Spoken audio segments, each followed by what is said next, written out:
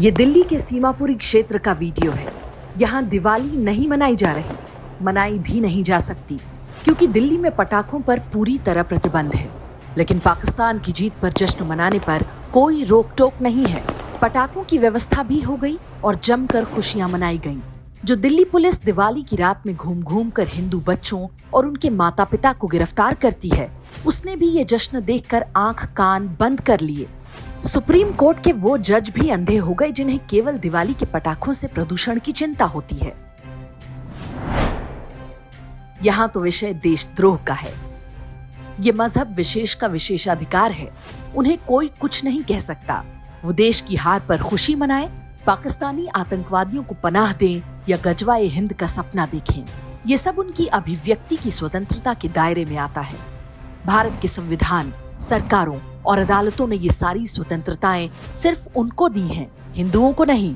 विश्वास ना हो तो इस आतिशबाजी के विरुद्ध पुलिस में एफआईआर कराने का प्रयास करके देख लीजिए, या दिल्ली हाई कोर्ट में एक याचिका डालने की कोशिश करके देखिए। मीडिया से लेकर पूरा सरकारी तंत्र भूखे भेड़िए की तरह आपके पीछे पड़ जाएगा। हो सकता है आपको ही अपराधी ठहरा दिया जाए। अब आर्यन खान ड्रग्स केस को ही ले लीजिए। मीडिया से लेकर सोशल मीडिया तक ऐसे लेखों की भरमार है जिसमें बताया जा रहा है कि आर्यन के साथ कुछ अधिक ही कड़ाई हो रही है।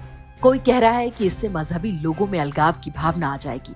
कोई बता रहा है कि खान होने के कारण परेशान किया जा रहा है।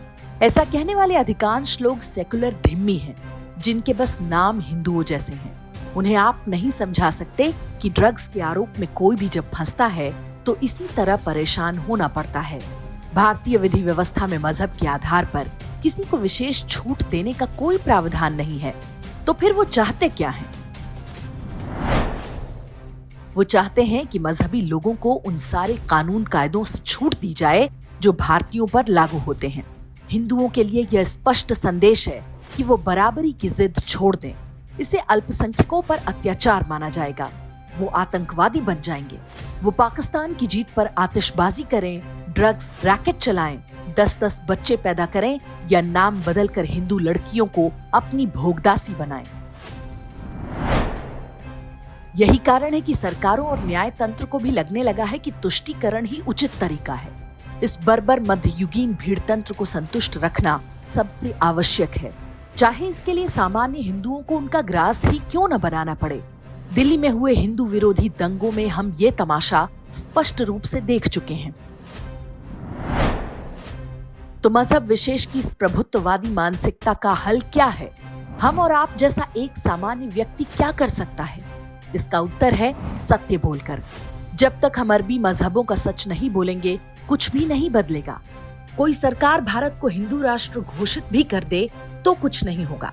वो हिंदू राष्ट्र में भी स्ट्रीट वायलेंस और स्थानीय स्तर पर छिटपुट हिंसा की अपनी आजमाई हुई रणनीति पर चलते रहेंगे।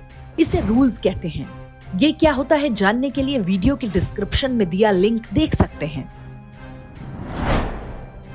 सत्य यही है कि या तो हम इस आक्रमणकारी मजहब को नष्ट कर दें या इसे मानने वालों को समाप्त कर दें, या एक मानव सभ्यता के तौर पर हम स्वयं नष्ट हो जाएं।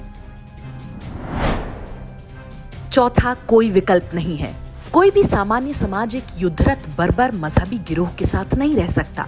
वो आईएएस टॉप करेगा तो भी जिहाद करेगा, वो नीट टॉप करेगा तो भी जिहाद करेगा, वो पंक्चर लगाएगा तो वहां भी जिहाद करेगा।